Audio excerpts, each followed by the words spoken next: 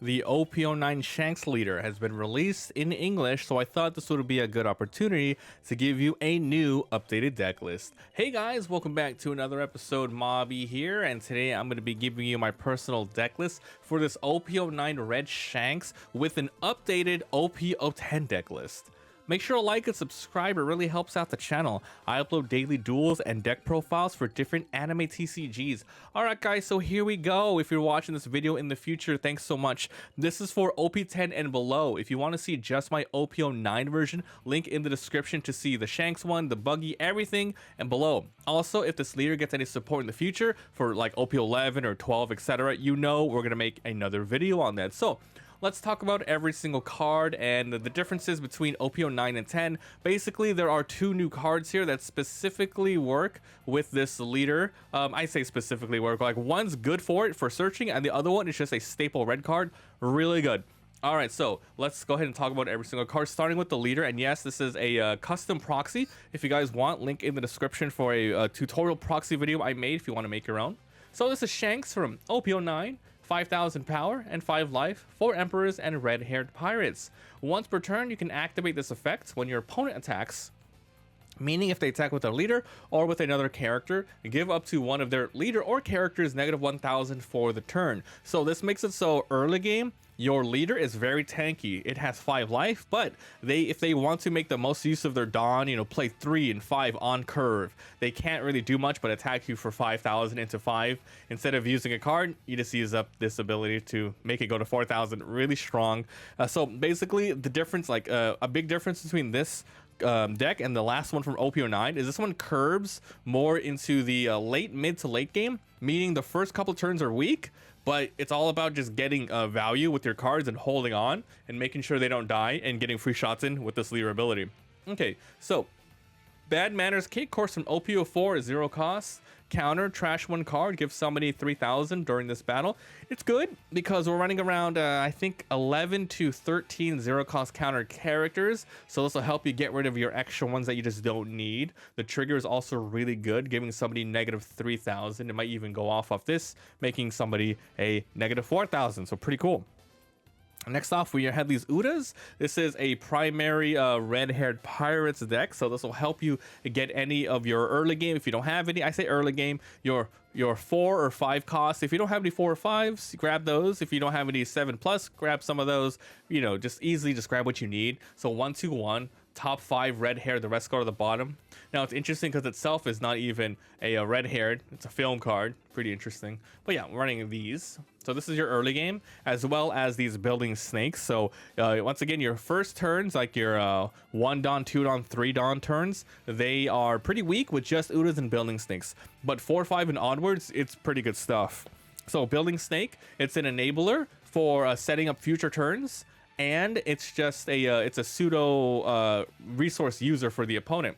So 1, 2, 0, activate main, place this at the bottom of your deck, then give up to one of your opponent's characters negative 3,000. Your opponent does not want to keep this on the board because your effect of negative 3,000 makes it so you can attack into them. Even if it's like a base 5,000 character they have, it'll be 2,000 and your leader can attack into it for almost free.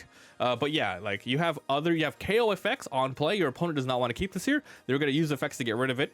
So if you don't have your Udas, at least you have building snakes for your early turns. You just throw them on the field and you set up, and it's always that threat that your opponent has to deal with. However, it is a 0 cost counter, so that's why we're running only 3 of these. It is searchable, but it's a dead card later. It's only 1 though, so it's not completely dead. Okay, next is Otama. We're running, let's see, 14 2K counters in this deck. It's quite a lot. So 1, 0, 2 on play, give somebody negative 2,000. This is useful for your Ben Beckmans and your Silver Rayleigh that you're going to be seeing later on. So this pretty much has the same thing that the Building Snake does, except this is a 2K, not searchable, and negative 2,000 power instead of 3,000 power. Now for Divine Departure, this is a new card from OP10. It's pretty good. You might see a lot of other red decks use this, but basically it's a 1K 1 cost. then main, rest 5 of your Dawn cards, meaning you have to use 6 total at the time. Then you KO a 8,000 or less. This is pretty good. It's going to get rid of a lot of annoying cards like Gecko Moria. However, if you have a setup Building Snake, for example, you can get rid of an 11,000 character. If you use an Otama, 10,000, etc. So it's pretty good in that regard if you already have a board set up for your 6 Dawn plus turns.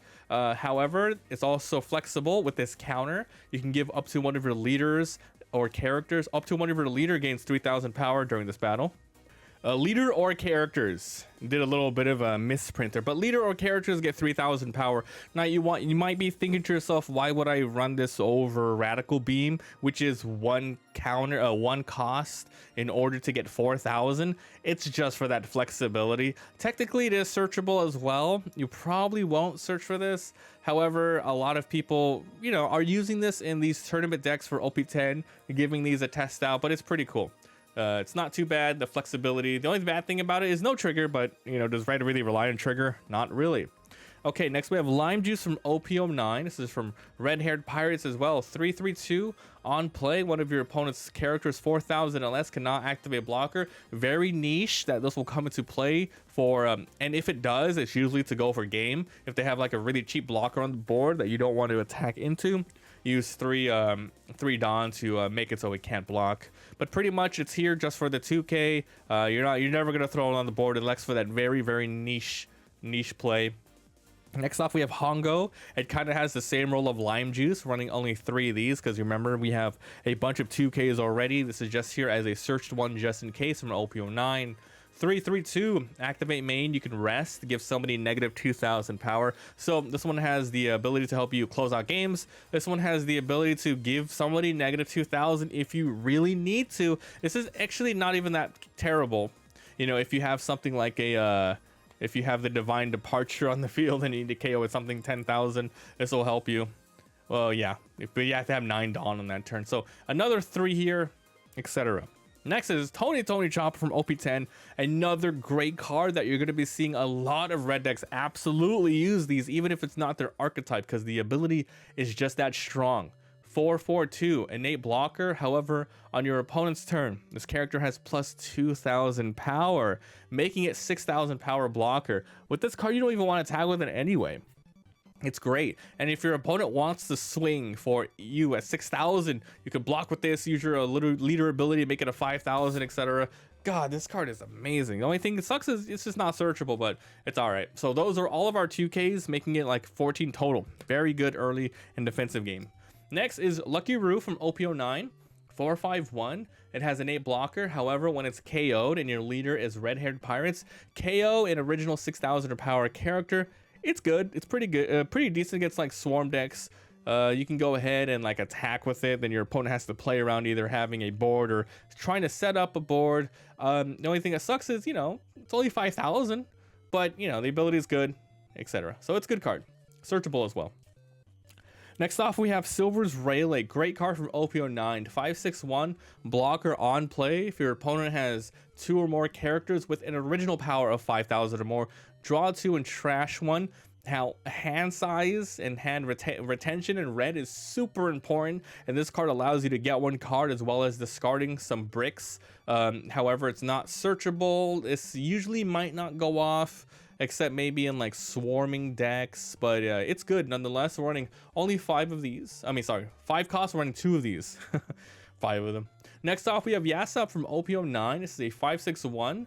On play, up to one of your leaders gains 1,000 power until the end of your opponent's next turn. You get double value here. You can go ahead and play this before you attack to go 6,000. Then on your turn, you're 6,000. So if they want to hit you for 6, you can use the ability, your leader ability, making go down. It's really good. Then next turn, you can go ahead and attach 1 Dawn when attacking, give somebody negative 1,000. Once again, it works with your stuff like Divine Departure, your upcoming Ben Beckman, and the upcoming Silver's Rayleigh. Really good for just KOing characters. So great card. 2, 3, 4. Next, speaking of Ben Beckmans, these are your late games. You want to search for these if you don't have them, and keep a couple of them if you do. So Ben Beckman, OP09, Red Haired Pirates, it's searchable. 7/7/1. On play, trash up to a 6,000 or less character. You can KO a 7,000 if you have this set up the turn before, Well, actually, no, because the Dawn thing doesn't work here. But basically, that's why you have Building Snakes, for example. If you have that for like turn 1 or turn 2, your opponent is going to be really scared that you have this set up, because you can easily KO this to destroy a 9,000 plus character. So you remove a character and you replace it with a big body on the board, and late game, if you don't want to throw this out because you have the better cards to throw out later, it's a counter. So really good card. Next off, we have these Monkey D Dragons to help you close out the game early as a little random rush. So the Revolutionary Army from OP07, 890, innate rush. Then on play, you can give 2 Rested Dawn to your leader or one of your characters. You can give it to Dragon himself for an 11,000. You can, if you have somebody set up beforehand, for example, this guy, then you can go 9,000 here, 9,000 here, your leader, 7,000, etc. It's a pretty good card. We're running 2 of these. Next off, we have these Silver Relays from OP08. So 880 on play, select up to 2 of your opponent's characters, give one -3,000 and the other -2,000 until the opponent's next turn. Meaning, yeah, they're going to be weak on the opponent's turn, so you can attack into this turn or completely ignore them if they're just attackers and they can't hurt you next turn, and you just, you know, keep going for game. And then you get to KO up to one of those 3,000 powers. Once again, if you have an Otama or something, or a setup Building Snake, you can KO a 6,000. It's pretty good. So running 4 of these. If it's not searchable, that's why we're running 4. We are running 3 of these though. So these are your late game Shankses. And remember, we're only running 3 because we don't want to brick, and there's already a searching ability for this. We can grab, you know, Uda. So 10, 12, 0. Give all of your opponent's characters -1,000 power. This card has rush, so really good. It just combos again with your leader ability. They have to spend more resources into swing at you to swing at your other characters. So that is the Shanks deck that we are running for OP10. As mentioned, if you want to see the pure OP9, link in the description. I have a video on that as well. But yeah, the difference here is, with more testing and just more better mid-game and late-game cards, it says skewed more towards a little bit of, you don't want to KO too much. It's there, but it's primarily you are tanky thanks to 5 life, your leader ability, make it so they can't get any free swings on you. These good flexibility of the Divine Departures, and that's pretty much it. It's a pretty straightforward deck for red.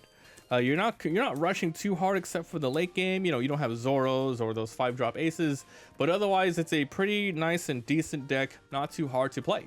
So thanks for watching, and I'll see you guys next time. Bye.